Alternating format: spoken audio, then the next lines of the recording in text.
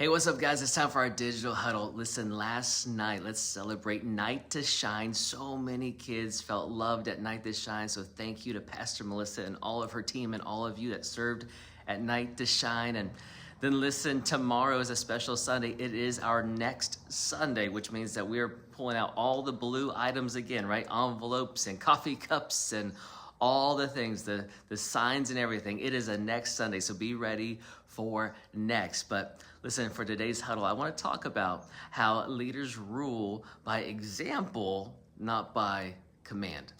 You know, I think one of the clearest leadership principles in Scripture is that people don't follow titles, they follow lives. Isn't that true? We follow lives, we follow people's example. You know, I think about Joshua. I love Joshua. And when Moses passed his leadership to Joshua, Israel didn't just obey Joshua because of his position.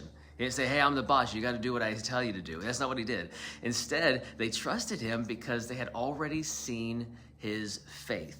They'd seen him over and over again be consistent. They saw how he lived his life. They watched him. You know, they watched him stay near to God's presence on a regular basis. They watched him believe when others doubted and step forward when others hesitated.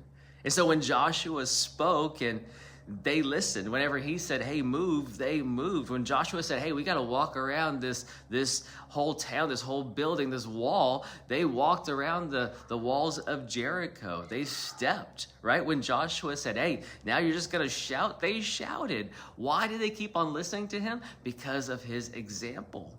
They kept on watching his consistency. And so whenever he said to do something, man, they did it right then. Why? Because they trusted Joshua's leadership.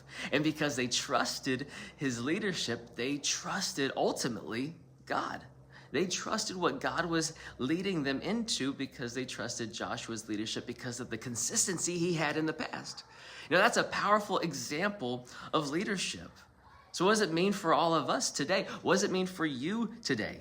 It means that it's so important to remember that we are leading somebody, whether it's at church, it could be the people on your team, it could be maybe new families that are walking in the door, maybe it's people you have that aren't connected yet at GC and they're watching you serve going like, man, I want to have as much joy as that person, right? I want to do what that person's doing. They're watching you and you're leading them, whether or not you even know it. Maybe it means that you need to be aware of those that are watching you and learning from you in other areas of your life. Maybe at work, there's coworkers or even your boss. They're watching the way that you show up to work every single day. Maybe it's your family, your kids, your spouse. They're watching how you live your life. You are leading by your example. Every single day, every breath you take, you are leading by example. But remembering that leadership is not telling people what to do. It's about showing people how to live because you yourself are doing it. Look, dream teamers are not just filling roles. That's not the goal. You are setting direction.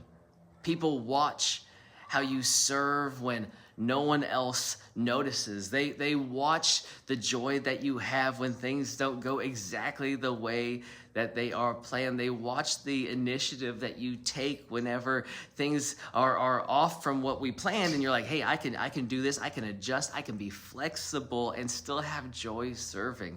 Look, your example gives people permission. Your consistency builds trust. And so we got to be people who are serving wholehearted, that are leading with great examples, right? So here's my challenge to you today. It's a simple challenge. I want you to think about it, though. If someone followed your example today, if someone followed your example this week, would they grow closer to God? Would they serve with joy? Would they step forward in faith? Because listen, you don't need a microphone to lead. You lead every time you take a breath. And so are the people that are following you, whether or not you even know it, are the people that are following you better because of it? Are they a greater reflection of God because of the example that you are setting? Listen, how are we going to lead today? I love you guys. I can't wait to see you tomorrow in the house for our next Sunday. Let's do it.